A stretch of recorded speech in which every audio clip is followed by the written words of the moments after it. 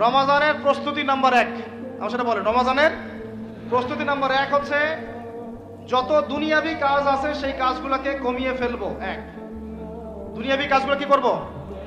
মানে দুনিয়াবি যত কাজ, যত ব্যস্ততা যা আছে এগুলোকে কমায় নিয়ে আসবো, যাতে রমজান মাসে আমাকে বেশি বাইরে দুনিয়াবি প্রয়োজনের বাইরে বের হইতে না হয়, বেশি ব্যস্ততা আমাকে দুনিয়ার জন্য না করতে হয়। মনে করেন যে আপনি চাইলে এখন যদি সামর্থ্য থাকে রমাদান এবং ঈদের বাজার করে রাখতে পারেন, কারণ লাইলাতুল কদর নষ্ট করে ঈদের বাজার, রমজানের অনেক রুহানিয়াত নষ্ট করে দেয় দুনিয়াবি বাজার ঘাট, তাই না? সবার সামর্থ্য হয় না, কিন্তু বড় বড় যে বিষয়গুলো আছে, বড় বড় খাবার, মৌলিক খাবার, এগুলো আপনি 2 মাসের জন্য বাসায় রাখতে পারেন যদি সামর্থ্য থাকে। সামর্থ্য নাই তাহলে সেটা আলাদা বিষয়। মোট কথা, এটা শুধু একটা বিষয় বোঝাচ্ছি না, দুনিয়াবি যত ব্যস্ততা এগুলোকে কমায় রমাদানের জন্য প্রিপারেশন নিতে হবে। আল্লাহ পাক আমাদেরকে সবাইকে রমাদানের জন্য প্রিপারেশন নেওয়ার তৌফিক দান করেন। এটা হলো মনস্তাত্ত্বিক প্রিপারেশন, যে রমাদান আসতেছে, আমি শাবান মাসেই আমি আমার কাজগুলো গোছাই নিব, যাতে রমজানে আমি ফারেক থাকি ইবাদতের জন্য। বুদ্ধিমানের কাজ না এটা? আল্লাহ পাক তৌফিক দান করেন, আমিন। 2 নম্বর হচ্ছে ভাই, রমাজানের আমরা সবাই 30টা সওম রাখবো বলে নিয়াত করি, আল্লাহ পাক তৌফিক দান করেন, আমিন। কিন্তু এখানে একটা কথা, 2 নম্বরটা হচ্ছে রোজা রাখার মতো রোজা রাখতে হবে। কি বললাম বলেন?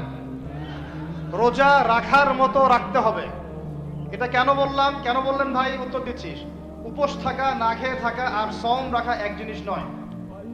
পানি ছেড়ে দেওয়া, খাবার ছেড়ে দেওয়া আর ইসলামী সওম এক জিনিস নয়। অনেক ধর্মের মানুষ খাবার পানি ছেড়ে দিয়ে থাকে, উপাস থাকে না? হাদিসের মধ্যে নবীজি বলেছেন যে ব্যক্তি রোজা রেখে অন্যায় কাজ ছাড়তে পারলো না, মানে আল্লাহর মাসিয়াত ছাড়তে পারলো না, এই যে কাবায়ের ফাওয়াহিশ এগুলো ছাড়তে পারলো না, অশ্লীলতা ছাড়তে পারলো না, মিথ্যা ছাড়তে পারলো না, বেহায়াপনা ছাড়তে পারলো না, তার না খেয়ে থাকায়, পানি না পান করায় আল্লাহর কিচ্ছু যায় আসে না। আর রোজার বিষয় বুঝলাম। রোজা কাকে বলে ভাই? মানে রোজা মানে হচ্ছে আমি আল্লাহ পাকের সমস্ত নিষেধ ছেড়ে দিব। কি করব? আল্লাহর সমস্ত নিষেধ। রোজা থেকেছি, পানি খাচ্ছি না, খাবার খাচ্ছি না, কার ভয়ে? গোসল করার সময় 1 ঢোক পানি খেলে কে দেখবে? এই চেতনা তখন কাজ করে না? চুপ করে 1 লোকমা ভাত খেলে কে দেখবে? কেউ দেখবে? আল্লাহ ছাড়া কেউ দেখবে? কেউ দেখবে না। তারপর আপনি খান না কেন? কারণ আপনি অনুভব করেন যে আল্লাহ পাক আমাকে দেখছেন। এটাই হলো ইহসান। এটার নাম কি? ইহসান। এটাই বলা হচ্ছে হাদিসে জিবরিলের মধ্যে, আনতা আবুদুল্লাহ কাআন্নাকা তারাহ, তুমি এমন ভাবে আল্লাহর ইবাদত করো যেন তুমি আল্লাহকে দেখতে পাচ্ছো। ওয়া ইল্লাম তাকুন তারাহু, তুমি যদি আল্লাহকে দেখতে না পারো, জেনে রাখো ফাইন্নাহু ইয়ারাক, আল্লাহ পাক তোমাকে দেখছেন। এটাকে বলে আল্লাহ কনসিয়াসনেস বা ইহসান বা তাকওয়া। আর তাকওয়া হাহুনা, তাকওয়া কোথায়? এখানে। আপনি সওমের আয়াতটা পড়েন, কুতিবা আলাইকুমুস সিয়াম কামা কুতিবা আলাল লাযিনা মিন ক্বাবলিকুম লাআল্লাকুম কি তাত্তাকুন, তোমাদের উপর সওমকে ফরজ করা হয়েছে ঠিক যেমন করে আগের উম্মতদের উপরেও করা হয়েছিল। উদ্দেশ্য হচ্ছে লাআল্লাকুম তাত্তাকুন, যাতে করে তোমরা তাকওয়া অবলম্বন করতে পারো। তাকওয়া মানে আল্লাহ কনসিয়াসনেস, এই যে আমি খাচ্ছি না, পান করতেছি না, আমি বিশ্বাস করি আল্লাহ আমাকে দেখতেছেন, এই তো। সেই বান্দা কেমন করে রমজান চলে গেলেই বেনামাজি থাকতে পারে? রমাদান চলে গেলে কি আল্লাহ তাকে আর দেখে না? সেই বান্দা কিভাবে সুদ খায়, তখন কি আল্লাহ তাকে দেখে না?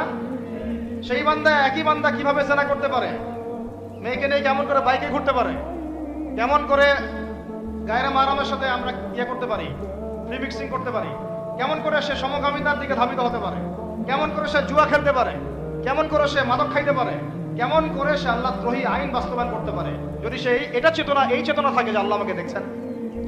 এই চেতনাটাকে বদ্ধমূল করার জন্যই রমাদান আসে। বলেন সুবহানাল্লাহ। আমি বুঝাতে পারলাম রোজা রাখার উদ্দেশ্যটা কি?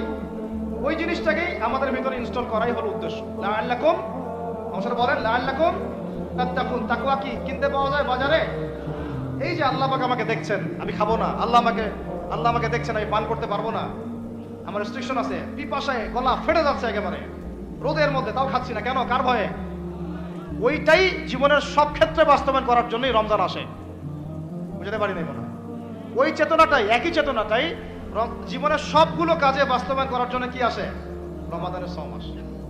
আমরা শুধু রোজার ফজিলত নিয়ে বয়ান করি, রোজা রাখলে 70 গুণ নাকি হবে না, 70 গুণ হবে, 700 গুণ বাড়াই দিবে। মূল কথা ফজিলত তো ফজিলত পাবোই, মূল কথা এইটা, তাকেও অবলম্বন করতে হবে।